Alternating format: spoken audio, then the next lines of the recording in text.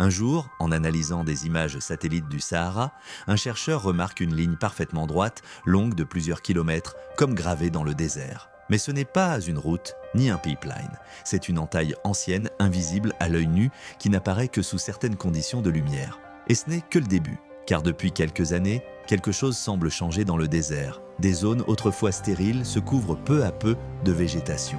Des nappes d'eau réapparaissent là où il n'y avait que du sable. Et dans certaines régions reculées, des habitants affirment avoir vu des choses impossibles, des structures enfouies ressurgir, des formes géométriques dans les dunes, ou même des traces de pas gigantesques.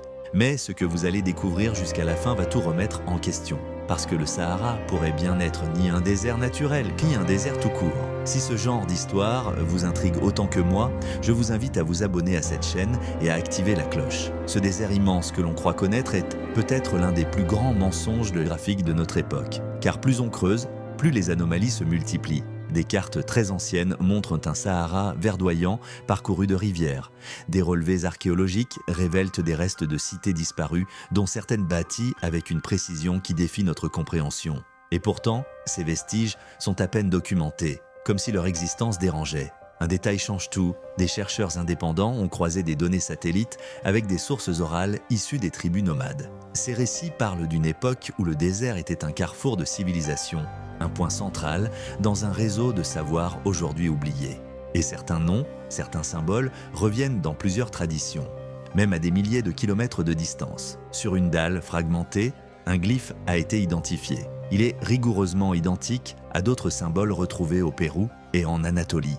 Officiellement, aucun lien ne peut exister. Officieusement, cela change tout. Mais il y a plus étrange encore. Des scientifiques ont observé une remontée anormale de la nappe phréatique dans certaines zones. Cette eau souterraine, vieille de milliers d'années, semble bouger, comme si quelque chose modifiait l'équilibre du sous-sol. Une hypothèse circule, et si certaines régions du Sahara n'étaient pas en train de reverdir naturellement, mais de se réveiller? À plusieurs reprises, des drones autonomes lancés pour cartographier les zones inaccessibles ont mystérieusement cessé d'émettre. Leurs derniers signaux montrèrent des images floues, souvent avec une étrange dominante rouge. Personne ne sait vraiment ce qu'ils ont filmé. Mais un chercheur affirme avoir retrouvé un enregistrement audio associé à l'un d'eux, un souffle continu, puis une voix, presque murmurée. Incompréhensible, mais humaine. Ce pourrait être un bug, ou pas, car les légendes locales parlent d'un peuple ancien, disparu non pas dans le sable, mais sous le sable. Un peuple qui aurait tout effacé pour protéger un secret. Et si ce secret refaisait surface aujourd'hui? Ce n'est pas la première fois que des chercheurs tentent d'en savoir plus. En 2009, une expédition internationale réunissant des archéologues, des géologues et des militaires devait se rendre dans une zone interdite près du Hogar. Mais le projet a été annulé sans explication officielle, quelques jours seulement avant le départ.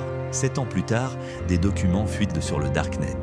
L'un d'eux, signé d'un géophysicien, montre des images infrarouges d'une structure hexagonale enfouie à plus de 30 mètres sous le sable. Une formation symétrique, anormale, avec un taux de rayonnement électromagnétique jamais mesuré ailleurs dans le désert. Officiellement, aucune trace de cette structure n'existe. Officieusement, plusieurs signaux satellites ont depuis été redirigés. Et la zone est aujourd'hui couverte de brouillage actif. Un nomade rencontré dans la région affirme avoir vu la Terre s'ouvrir une nuit. Il a fui. Depuis, il ne parle plus. Ce témoignage, glissé dans un vieux carnet d'ethnologue, est resté ignoré. Et plus on avance, plus une vérité impensable semble émerger.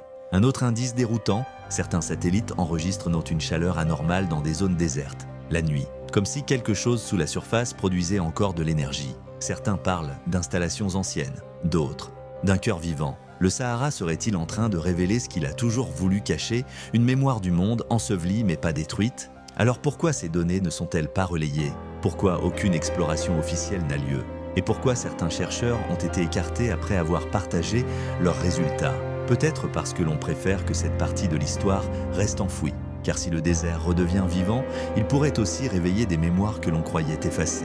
Dans un manuscrit retrouvé récemment à Tombouctou, un passage évoque un lieu interdit qu'aucune caravane n'osait traverser. Il y a des questions d'un cercle de silence, où les compas s'affolent et les animaux refusent d'avancer. Certains pensent à un champ magnétique localisé, d'autres à un périmètre de protection. Et au centre, selon la légende, une structure noire, presque lisse, enfouie dans les profondeurs. Plusieurs relevés topographiques, faits en 1965 par une expédition soviétique, font apparaître une anomalie géologique à cet endroit. Les documents, classifiés pendant des décennies, viennent tout juste d'être déclassifiés. Ils parlent d'une cavité non naturelle de plus de 400 mètres de diamètre. Aucun forage n'a jamais été tenté. Mais dans certains rêves, racontons les anciens, ce lieu revient.